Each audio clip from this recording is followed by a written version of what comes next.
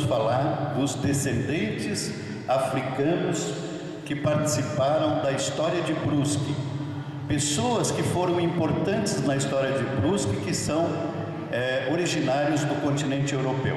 Aliás, desculpe, do continente africano.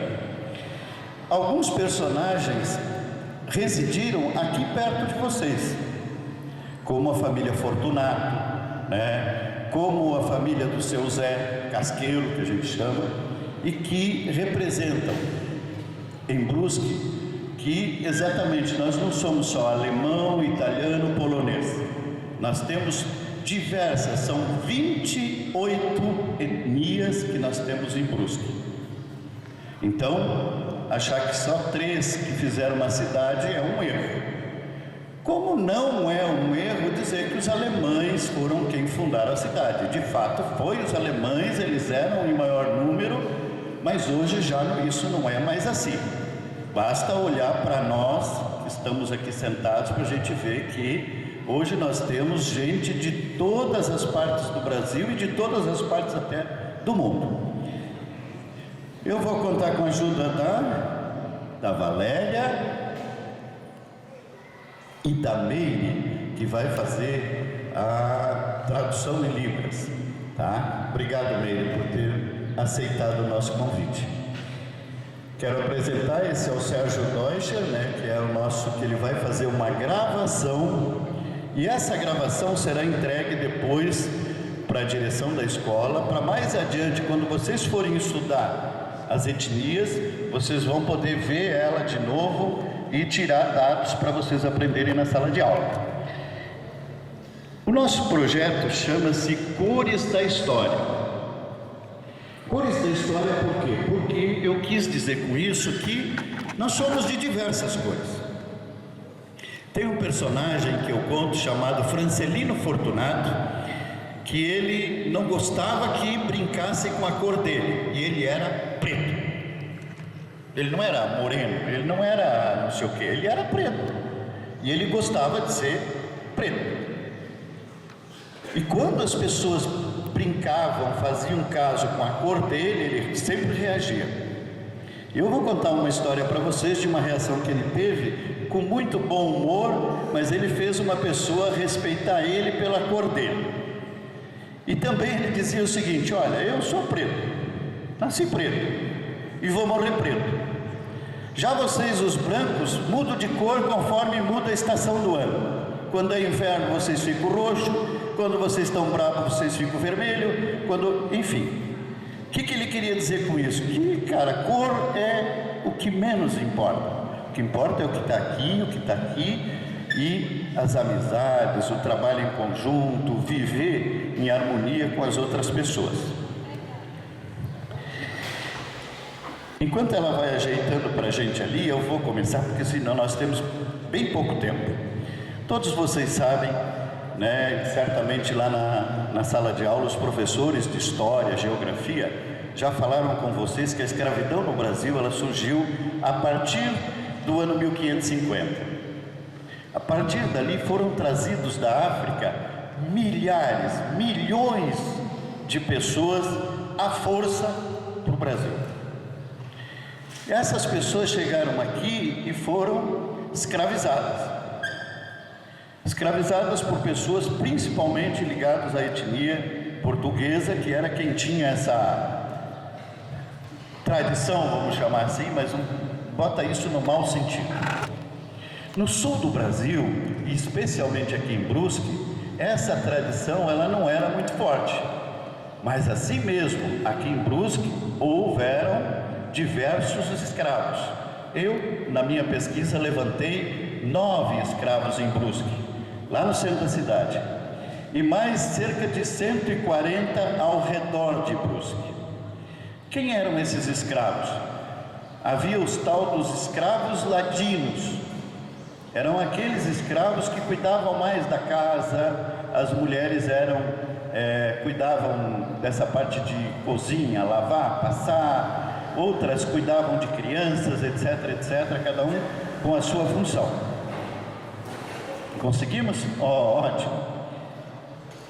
A primeira pergunta que a gente sempre faz é: De onde vieram os escravos? Todo mundo vai dizer, da África. Mas isso não está certo, gente. Quando eu me pergunto, meu sobrenome é alemão suíço. E me pergunto, de onde veio a tua família? Eu sei dizer exatamente de onde vieram. Vieram da Suíça e vieram da Alemanha. Não é correto a gente dizer, ele é africano só. Não, a África é um continente enorme, onde nós temos lá milhares de etnias, que são povos diferentes, com línguas diferentes, com usos, costumes, tradições totalmente diferentes. Tanto que, até na secretaria, agora há pouco a gente observava um desenho que alguém aqui da escola fez, que botou uma negra com um turbante. Aquilo tem um significado. Principalmente, por exemplo, a Bahia recebeu escravos que já eram islamizados, que não é o caso do Sul. O Sul recebeu, e Brusque recebeu, principalmente escravos da Costa do Marfim, do Congo, de Angola e de Moçambique. Quando vocês um dia lerem aqueles contratos nojentos que eles faziam de compra e venda de escravos, e você vê lá um escravo de nação Benguela, vai dizer, meu Deus, mas não existe um país chamado Benguela. Existe sim, não um país, mas existe Angola, que tem um estado chamado Benguela. Para vocês verem que essa citação é para vocês verem que na África existem milhares de povos, um diferente do outro. Um que pensa de uma forma, pensa de outra, culinária diferente, tudo diferente. No sul do Brasil, especialmente em Brusque, essas quatro, de acordo com a pesquisa do professor José Bento, que é um dos maiores estudiosos, da presença afrodescendente em Santa Catarina, esses 4 países aí foram de onde vieram a maioria dos nossos escravos. Podemos ir adiante. E aí, eu vou... Pessoal, pelo tempo que nós temos, vocês vão me perdoar, eu vou ter que ser bem rápido em umas coisas, porque nós só temos 1 hora, e um pouquinho menos até, né, Edu? Um pouquinho menos. O primeiro caso de negros em Brusque aconteceu com esse casal, chamado Garcia e Maria. A Maria tinha por volta de 18 anos, e o Garcia por volta de 25 anos. Os dois se apaixonaram em Florianópolis, onde eles eram escravos com 2 donos diferentes, e por esse motivo eles não podiam casar. O que eles fizeram? Fugiram de Florianópolis, se embrenharam mato adentro e vieram chegar aqui onde hoje é Botuverá, que antigamente era Brusque. Vocês sabem que Brusque era enorme, Nova Trento era Brusque, Guabiruba era Brusque, Vidal Ramos era Brusque, Presidente Nereu era Brusque, grande parte de Gaspar era Brusque, e eles vieram parar aqui e viveram aqui 10 anos.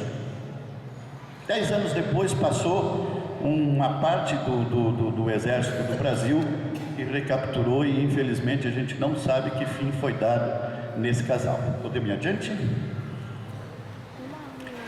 E aí, para a chegada dos imigrantes a Brusque, aquela primeira turma de alemães, depois em 1869 dos poloneses, depois em 1872 dos italianos, eles precisavam contratar um Uber de antigamente. O que é isso?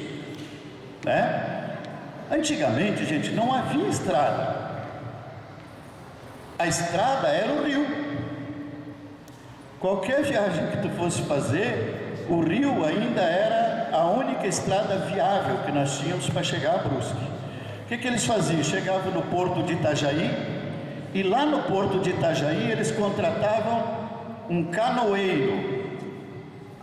Geralmente o cara que tocava essa canoa, que fazia ela andar e subir o rio acima, ou era um escravo de ganho, ou seja, ele era um escravo e o dono dele botava ele trabalhar para explorar e ganhar dinheiro com ele, ou era um escravo, um ex-escravo, livre. que conseguia fazer uma canoa e empreendia como se fosse o Uber de hoje. Como a gente chama o Uber para vir buscar a gente em casa e levar a algum lugar, aqui era a mesma coisa. Podemos ir? Notaram? Eu estou dando momentos em que o negro já foi importante na história de Brusque. E vocês vão ver outras situações, diversas outras. E aqui eu trouxe para vocês, né, muitas vezes se diz que Brusque é só gente branca e nunca teve escravatura. Eu já disse que teve e já disse que, e estou dizendo agora, que houve senzalas. Não propriamente nesse espaço que chama-se Brusque. Havia uma senzala muito semelhante a essa, tá? Não é essa aqui, é semelhante a essa, aqui em Arraial dos Cunhas, logo depois do Limoeiro, Brilhante, Arraial dos Cunhas. Quem for daqui para Itajaí, na hora que chega na frente do posto Raimonde, tem uma estradinha direita, a 200 metros dali havia uma senzala muito semelhante a essa, onde os escravos eram presos lá dentro dela, e eu pessoalmente vi, aquelas argolas que eles prendiam os pés dos escravos para eles não fugirem à noite. Houve também uma senzala muito semelhante a essa, logo depois do barracão, entre a divisa Brusque e Ilhota, né? Que era de um cara chamado Agostinho Ramos, que tinha cerca de 100 escravos, muito perto de Brusque, que depois vocês vão ver que esses escravos, quando libertos, vieram para Brusque. Podemos ir? E aí nós chegamos no primeiro brusquense que eu identifiquei e que pesquisei a vida dele, pesquisei da família dele, chamado Francelino Fortunato. A família dele chegou em Brusque em 1849. Levanta a mão quem sabe a data que Brusque foi fundada. Bora. Download aí na cabecinha. Ih, meu Deus. Olha ali, ó. Salvou vocês tudo, ó. 4 de agosto de 1860. Grava aí, pelo amor de Deus, grava na cacholinha. 4 de agosto de 1860. Parabéns. E o Francelino chegou quanto tempo? Em 1849, portanto, quase 10 anos antes de Brusque. Quase não, 10 deu mais?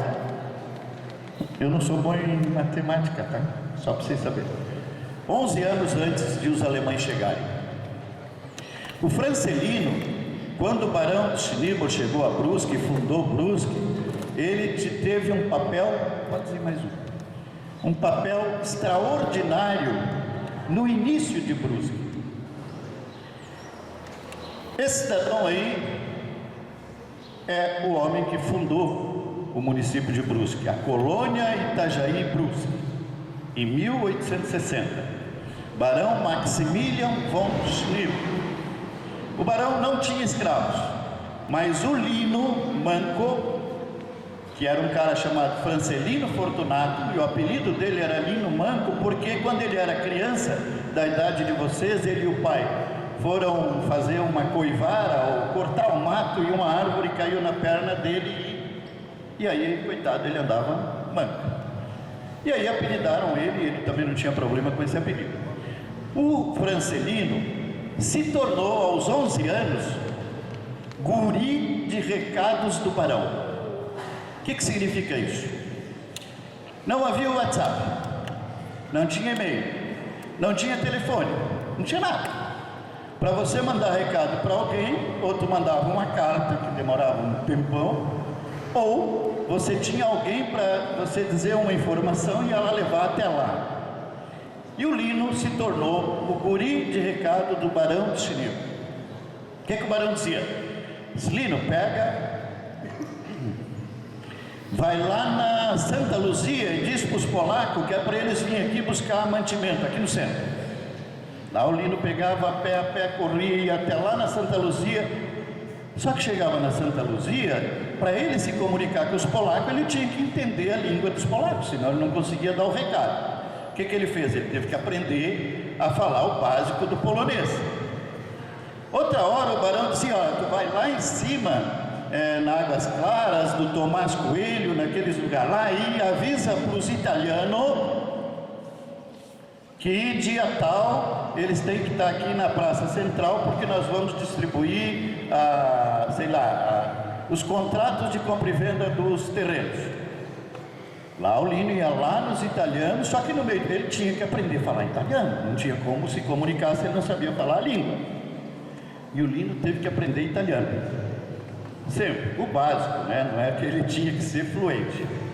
Mas o Lino se tornou fluente foi em alemão, pela convivência com um cara chamado Pedro Werner, que estava aqui antes, morava na frente de onde é o Clube Bandeirante, lá no centro, aonde tem aquela praça que tem os índios e aqueles alemães chegando de canoa. Ali morava o Pedro Werner e ali morava o Lino, com a família dele. O Lino aprendeu o alemão. Podemos ir mais um? E na língua alemã o Lino se tornou um cara show de bola, sabia tudo. Um belo dia, existia um galpão onde os imigrantes chegavam e eles tinham que ir para a quarentena. O que era isso? Quarentena. Tinham que ir para a quarentena. Por que eles tinham que ir? Porque às vezes podia que o imigrante trouxesse alguma doença quando ele vinha da Europa. Então ele ficava 40 dias naquele galpão para ver se não tinha nada errado, para depois ele ir para o lote dele, para depois ele ir para o interiorzão. E um belo dia chegou uma lemoa, toda emperequetada, porque disseram para ela lá na Alemanha que quando ela chegasse aqui ela ia ser fazendeira, que o governo ia dar terra, que é uma mentira, porque o governo nunca deu terra para ninguém, né? Que o governo ia dar terra, e ela veio toda emperequetada, com um chapéuzão lindo na cabeça, um vestidão toda, né? E chegou no porto de Brusque. Você sabia que Brusque teve um porto? Aonde está a Ponte Estaiada hoje, um pouquinho para baixo ali naquela região, havia um porto, onde desembarcavam centenas de pessoas naquelas canoas grandes que vinham lá de Itajaí para Brusque. Ali era o porto. O barão disse para o Lino: Lino, vai lá no porto e ajuda a trazer as malas aqui para o galpão. O Lino foi, chegou lá, a lemoa estava desembarcando da canoa, o Lino pegou e deu a mão para ela, ela se apavorou. Por quê? Porque ela nunca tinha visto uma pessoa preta, negra.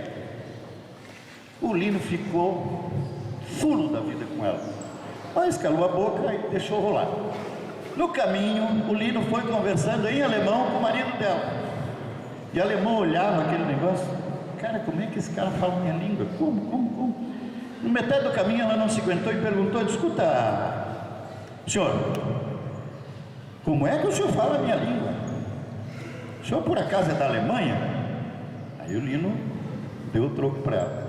Olha, senhora, quando eu vim da Alemanha eu era branco que nem a senhora. Aqui o sol é muito quente, além da gente ficar preto, o cabelo da gente encarrapinha desse jeito, né? Oi? Sim, ele disse. Ele disse: quando eu vim da Alemanha eu era branco que nem a senhora. E aí o sol, a mulher ficou apavorada, ela não queria ficar preta. Tiveram que chamar um padre para convencer ela de que aquele era um africano, que não tinha nada a ver, que ele estava só sacaneando com ela.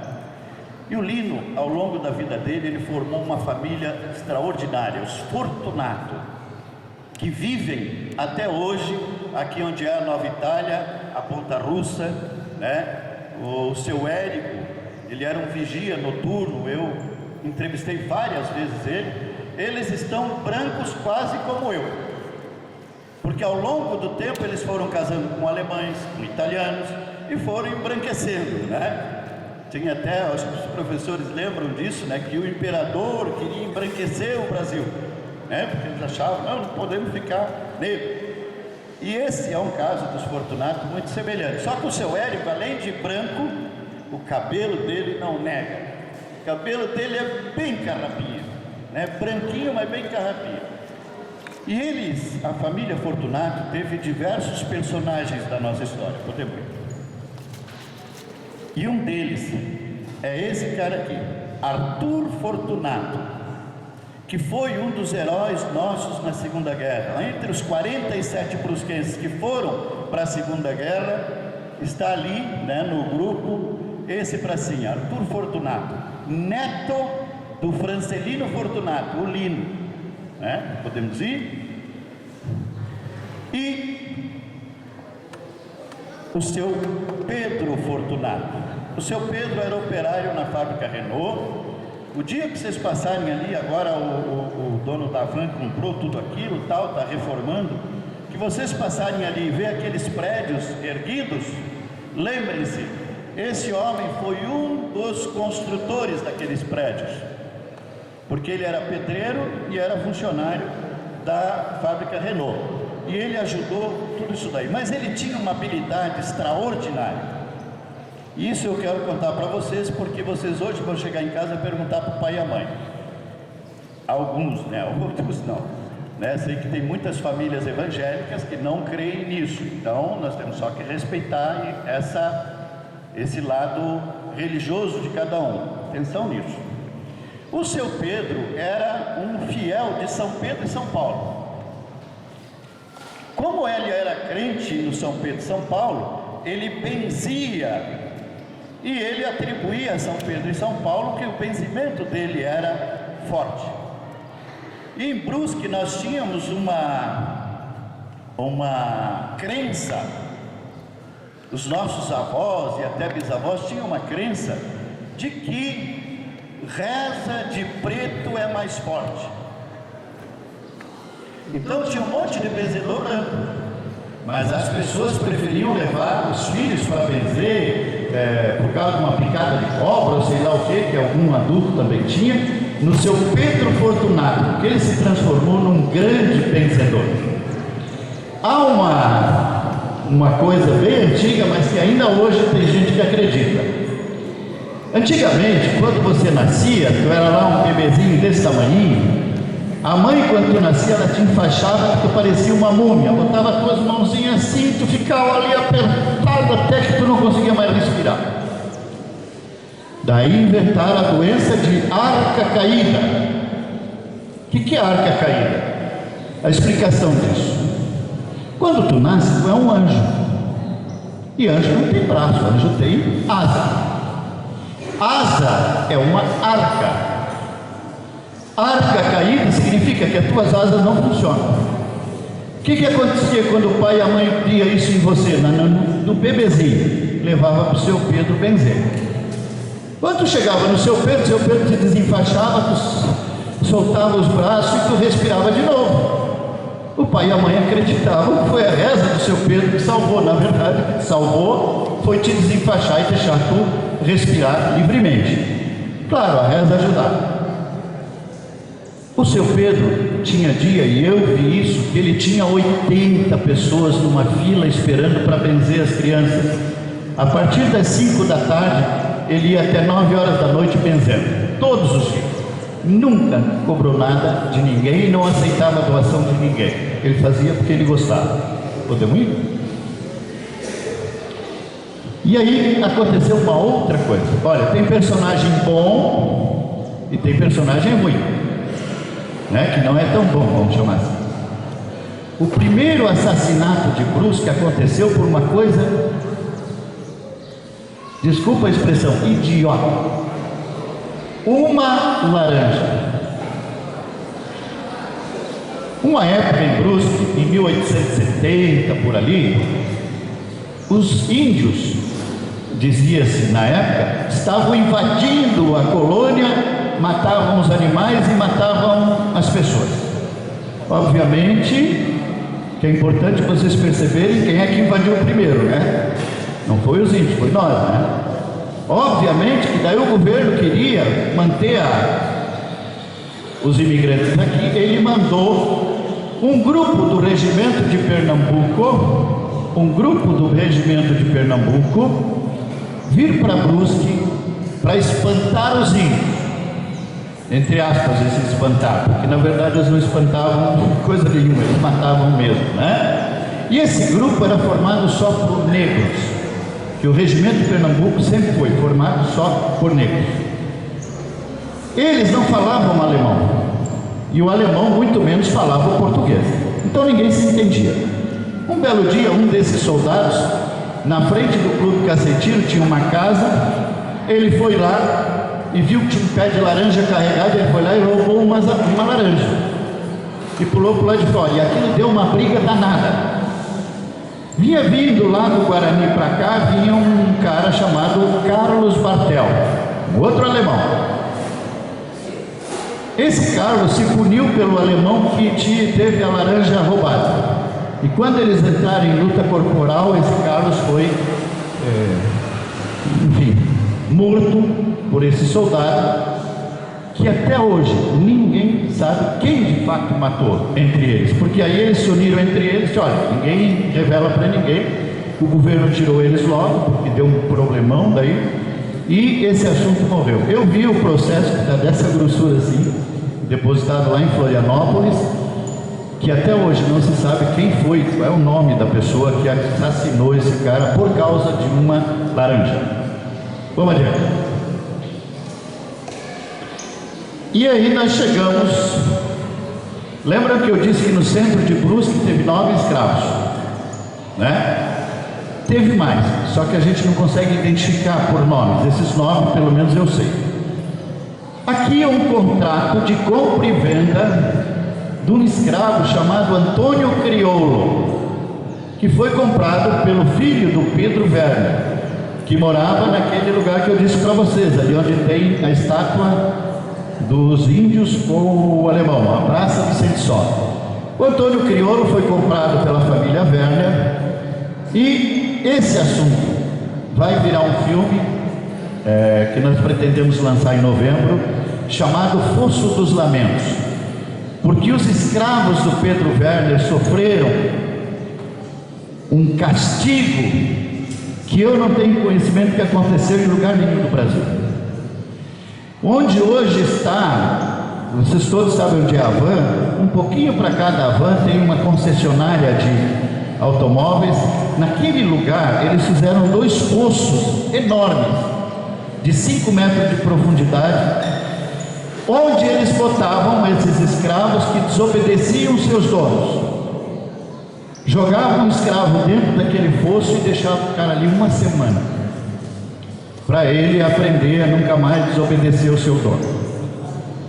Acontece que o rio Itajaí-Mirim passava bem pertinho, e à noite os escravos que estavam naqueles poços, eles gritavam: socorro, me ajuda, perto da noite, e as pessoas olhavam e não viam ninguém. Surgiu a lenda de que aquele lugar era assombrado, que ali tinha uma alma penada, quando na verdade não tinha alma penada coisa nenhuma, eram os coitados dos escravos que estavam sofrendo lá.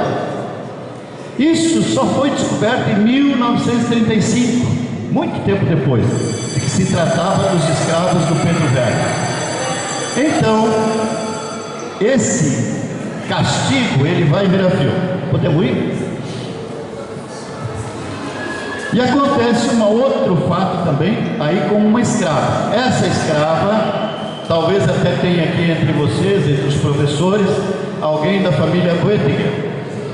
Essa escrava pertencia, foi comprada em Florianópolis por Georg Boetinger, cujo filho, Fernando, foi dono do laboratório Boetinger de Brusque, que criou coisas maravilhosas, e hoje é o laboratório catarinense.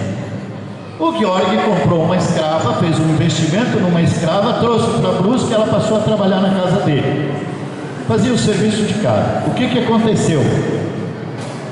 Em 1887, o Georg soube que ia acabar a escravidão. Ele conversou com a mulher dele e disse: olha, nós não podemos perder a grana que nós pagamos pela escrava. O que nós vamos fazer? Os dois bolaram uma estratégia para manter a escrava além da escravidão. Chegaram para ela e disseram: olha, Maria, o nome dela era Maria. Olha, Maria, é o seguinte, a gente gosta muito de ti, tu é uma mulher maravilhosa, nós vamos te dar a liberdade, mas tem um porém: tu vai trabalhar para nós mais 3 anos. A Maria ficou feliz da vida, ela ia trabalhar o resto da vida, imagina, só mais 3 anos está de boa. Foram no cartório no dia 30 de dezembro de 1887 e assinaram um contrato com a Maria de que, em troca da liberdade dela, ela ia trabalhar mais 3 anos. O que aconteceu? 5 meses depois, em maio de 1888, a princesa assinou a Lei Áurea.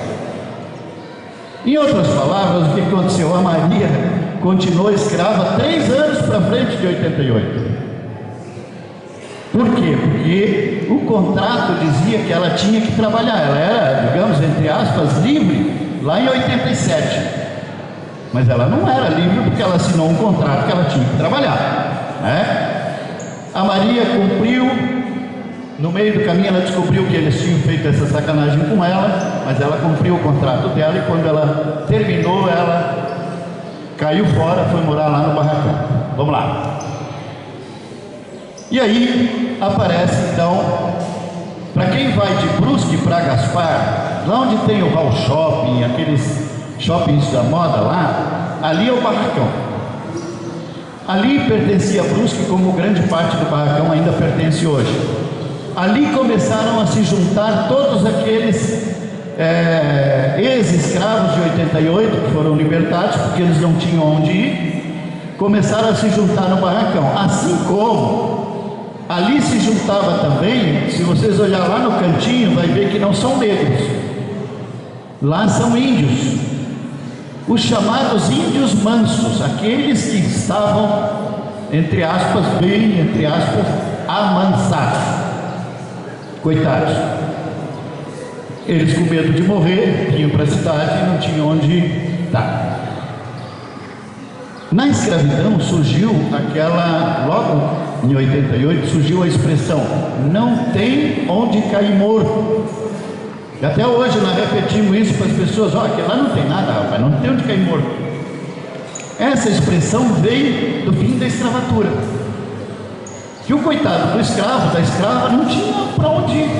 E ele ia então para o barracão. E ali havia uma coisa muito interessante. Em Brusque, no centro, tinha o baile, que era onde as pessoas arrumavam um namorado, onde podia arrumar um casamento. Mas ali, preto não entra. O que é que os negros decidiram? Tá bom, já que nós não podemos entrar lá, nós vamos fazer um baile só para nós.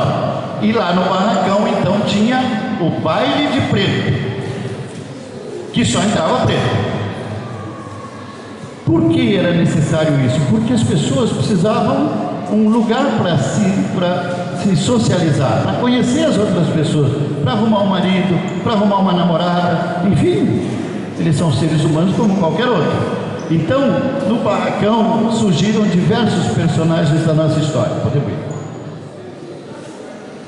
Entre eles, o Florentino.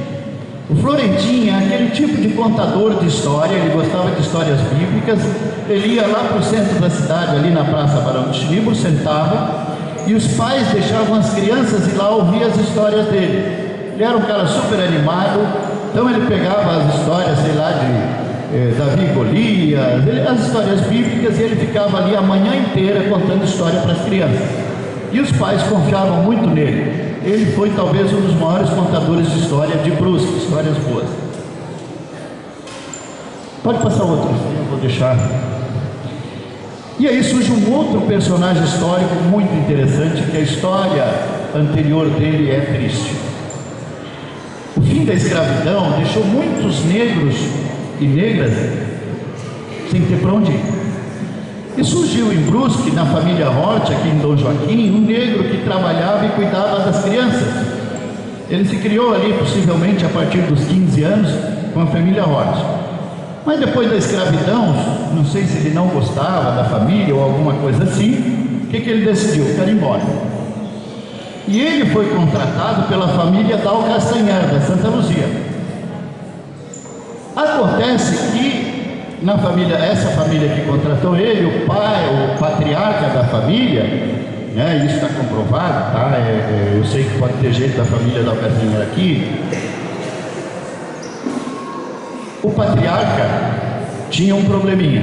ele ia para o boteco e fazia todo aquele negócio lá, bebia tudo que podia e às vezes sumia 3, 4 meses de casa. E a coitada da mulher tinha que ficar dando conta do recado. Esse nego tinha 18 anos na época, foi cuidar das crianças e a dona Dal Castanheira e ele tiveram um romance. E quando o Zé nasceu, eles olharam, nossa, esse cara também é escurinho demais para ser um italiano. E deu um forró danado, né? O que aconteceu? O negro sumiu. Uns dizem que ele foi morto, outros dizem que ele foi embora e por aí vai. Nem vou entrar no mérito. Fato é que o Zé se tornou um Dal Castanheira. Eles diziam que ele era adotado e tal, enfim, inventaram uma narrativa para a história. No fim da vida, o velho Dal Castanheira falou com ele, pediu perdão para ele, disse: não, realmente você é filho só da minha esposa, não é meu filho, e o teu pai foi embora. Enfim, o seu Zé morou até o fim da vida na Santa Luzia. Eu o conheci, né? Conheço o Nelson, filho dele, conheço toda a família deles. Podemos ir. Como eu disse, tem histórias boas e ruins. Essa é uma das ruins. Esse cara chamado Martim Bugreiro foi o responsável pelo extermínio de grande parte dos indígenas que nós tínhamos na região, principalmente os índios Xóclins Lacana, que era a etnia que vivia nessa região, né? Qual a diferença entre tu ser um assassino frio e calculista e um assassino que é pago para assassinar? Hoje nós corremos atrás para pegar o mandante do crime. O mandante do crime era o governo de Santa Catarina, que contratava ele para matar os índios. Ele ia para o mato, matava tantos índios, trazia tantas orelhas de índios para ele receber por orelha. Vejam o absurdo que era nessa época. Podemos ir adiante? Gente, falta 15 minutinhos aí, então ó, só segura um pouquinho, daqui a pouquinho nós já vamos embora, tá bom? E aqui apresento para vocês o seu Ginoca. É uma das famílias mais tradicionais que nós já tivemos em Brusque, de origem africana. Eles chegaram em Brusque em 1910, foram morar no Limoeiro. Hoje a família toda mora aqui no Maluche. E filho do seu Ginoca tem a professora Lucinha, que certamente chegou a dar aula para vocês de matemática aqui no colégio. Se não chegou, eu acho que pelo menos na região ela deu aula de matemática. Até hoje ela dá aula, apesar de aposentada. Seu Ginoca teve uma família numerosa, a maioria dos filhos são professores, etc.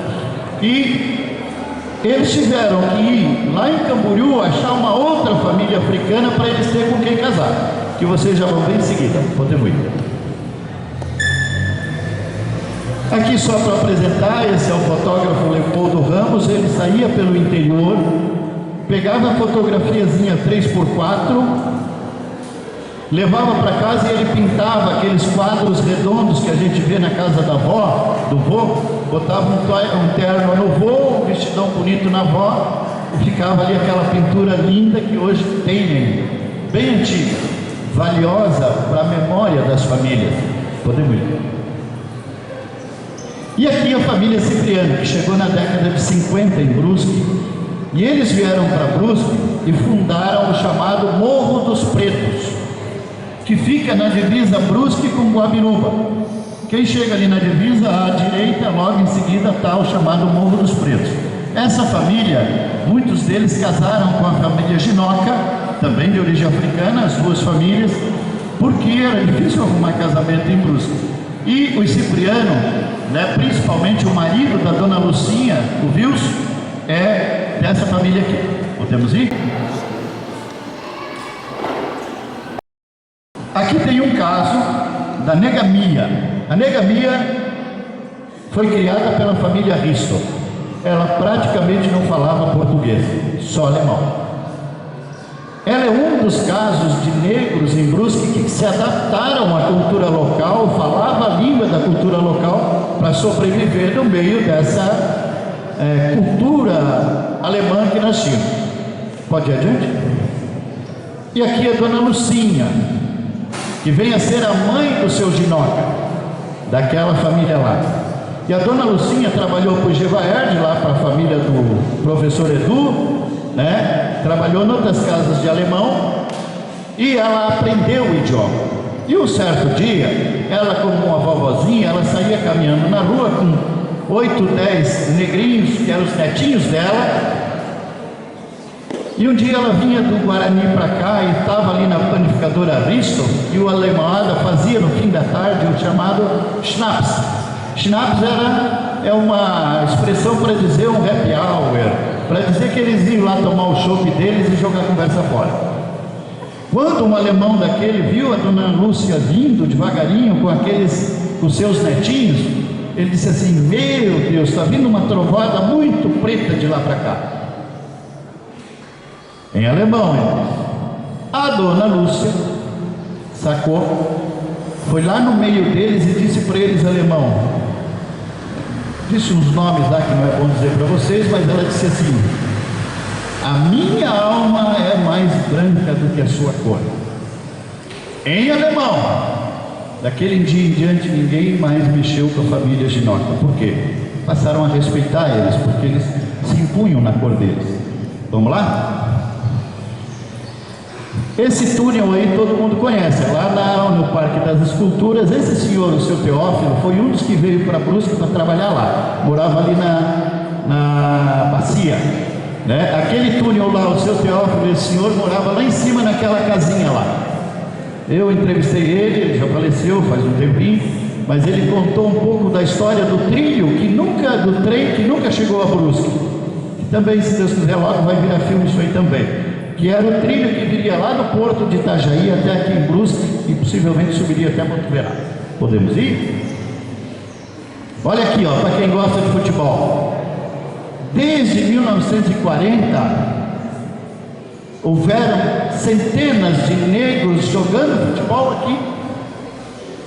Esse é o time do Paysandu da década de 60, 70. Hoje, se vocês olharem no time do Brusque, se não é mais que a metade, é por ali. Dos jogadores são de origem afro. Podemos ir? E aí chegamos a um outro grupo, que eu sei que nesse bairro, Tomás Coelho, tem muitos representantes. Um grupo que gostava de ser chamado de VIP. VIP é uma expressão para dizer especial. Esse cara aqui é VIP, né? Tu vai no evento, tem um espaço VIP. Tu vai no aeroporto, tem um espaço VIP, né? A gente tem muito dinheiro. Os VIP significa vim do interior do Paraná. Assim que eles gostavam de ser chamados. Quem eram os VIP? Os VIP eram descendentes de negros e índios que vieram para Brusque trabalhar na construção civil na década de 80. Hoje, né, eles fundaram, por exemplo, eles ampliaram o bairro Poço Fundo, ampliaram o bairro Santa Luzia, Águas Claras, Tomás Coelho e até aqui Dom Joaquim. Hoje, claro, já é a quarta, quinta geração, mas eles construíram grande parte daqueles edifícios que estavam no centro de Brusque, foi eles que construíram. Eles eram pedreiros, carpinteiros, uma gente que lidava com construção civil. E um outro grupo que chegou a Brusque também na década de 90 são os que eles se chamam de homem cor de pinhão. Eles são o negro misturado com o índio, que vieram da região de Lages, São Joaquim, Bom Retiro, Planalto catarinense, Oeste catarinense, que também vieram para Brusque ser profissionais liberais, vieram para ser eletricista, médico, dentista e por aí vai.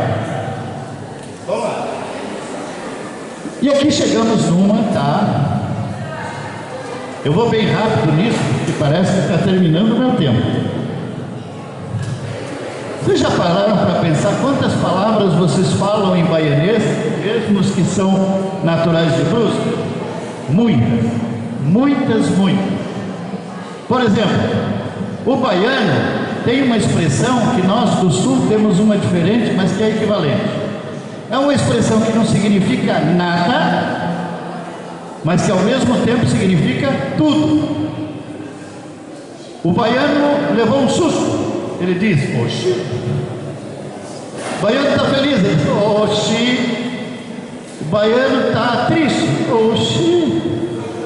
Oxi significa tudo. Como para nós do sul, o pá significa um monte de coisa. Está assustado. Deu problema. Pá. Tudo é pá. O baiano é oxi. Além disso, o baiano não anda de ônibus, ele anda com o buzu, né? Que é uma expressão muito deles. Painho, maninha, né? O baianinho foi na padaria, chegou no balcão, pediu 5 pães de sal. 5 pão de sal. O dono da padaria olhou e disse: não tem. Mas eu estou vendo ali. Mostrou pão francês. Rapaz, isso aqui é pão francês. Não, senhor, isso é pão de sal. Assim como ele disse para a massinha nossa, o pão, ele disse: o pão de açúcar. Não é o pão de sal, é o pão de açúcar. O baiano, quando ele vê uma coisa que é bom, excelente, ele diz porreta, né? Retado, desgrama, está muito bravo, né? A outra expressão que eu acho show nele, né? Mas menino, prestando uma atenção na gente, E aí vai, pode passar o próximo, que eu acho que nós vamos. Aqui só para um registro, né? Nós temos em Brusque diversos, chama-se terreiros, né? Que são o lugar onde os descendentes africanos, ou deveria ser assim pelo menos, né? Expressam a sua religiosidade, principalmente através da Umbanda e Candomblé. Temos em Brusque 17 terreiros, sendo que esse cidadão aí, o Luizinho, é o único pai de santo negro. A maioria que vai em terreiros hoje é branca, é alemão, é italiano, é polaco, é esse povo aí. Podemos ir. E aí surgiu, tem uma outra coisa que aí vocês vão gostar. Nós, na nossa casa, como eu disse, sou descendente de alemão, aquela coisa toda, nós adoramos uma feijoada. A feijoada, ela tem uma outra versão na Europa, mas no Brasil, esse tipo de feijoada, com pé de porco, orelha e não sei o que, é tipicamente afro-brasileira. Quem não gosta, né? Outra comidinha que a gente adora, os professores aí mais velhos vão lembrar disso. A mãe fazia um almoço de meio-dia, arroz, feijão, macarrão, um monte de coisa. O que ela fazia à noite? Uma minestra. Botava tudo aquilo dentro de uma panela, misturava tudo e a gente comia aquele sopão maravilhoso, chamado minestra.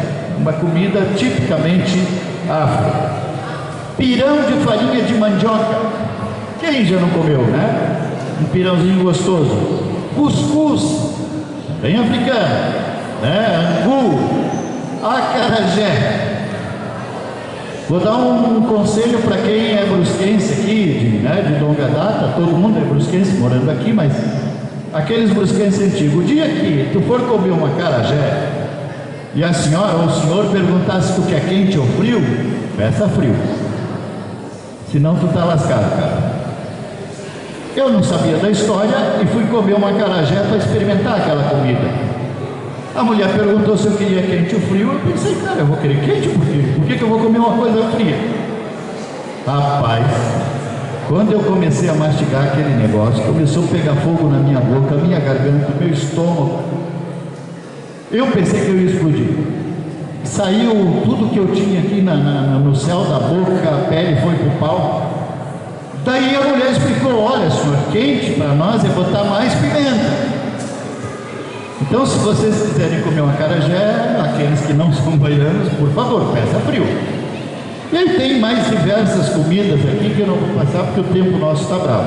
Eu quero então terminar com vocês agora com um exercício para vocês verem quantas palavras vocês usam que são de origem africana aqui em Brusque e em qualquer lugar do Brasil. Vamos lá? Presta atenção nessa. Quem não gosta de uma alface? Alface é uma comida, é o nome que os afros dão para aquela, como é que chama? Alface é salada, desculpa. Quem não gosta, em vez de sentar na cadeira dura, sentar numa almofada?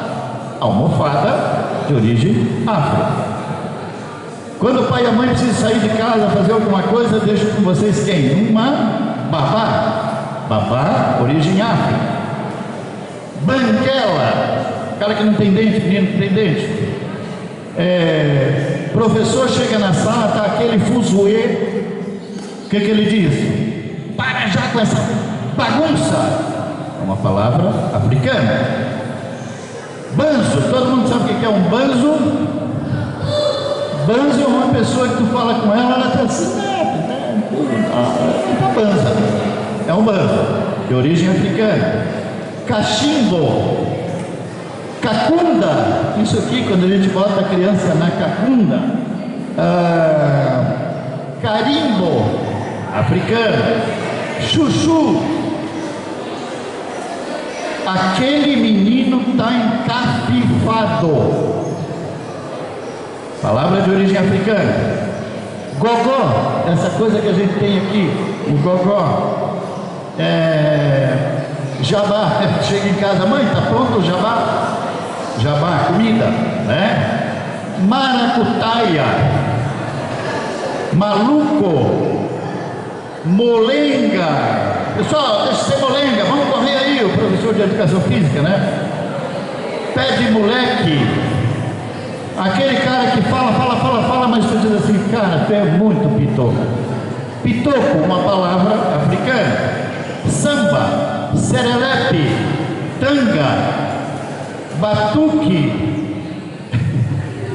Não tem aquela, às vezes aquela rainha que é meio chata lá na rua, vai dizer aquela bruaca. Bruaca é uma palavra africana. Cacimba, cafundó, calombo. Vocês que são criança ainda, sai brincar na rua, cai e bate a cabeça daquele galo enorme. Aquilo é um calombo, calombo africano. O que mais?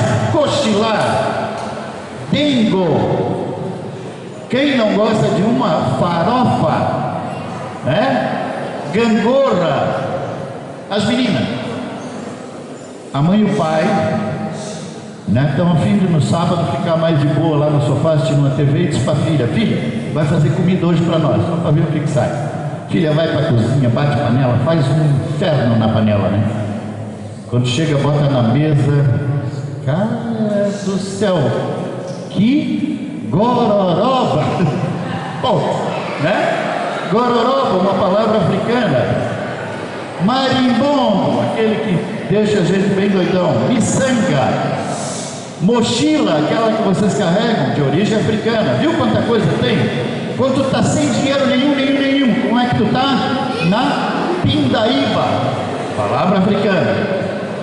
E é isso, gente, olha, eu tive que fazer tudo muito correndo, tá? Valeu? Obrigado para vocês, obrigado à direção da escola, todos, tá? Por ter proporcionado esse tempo aqui. Obrigado.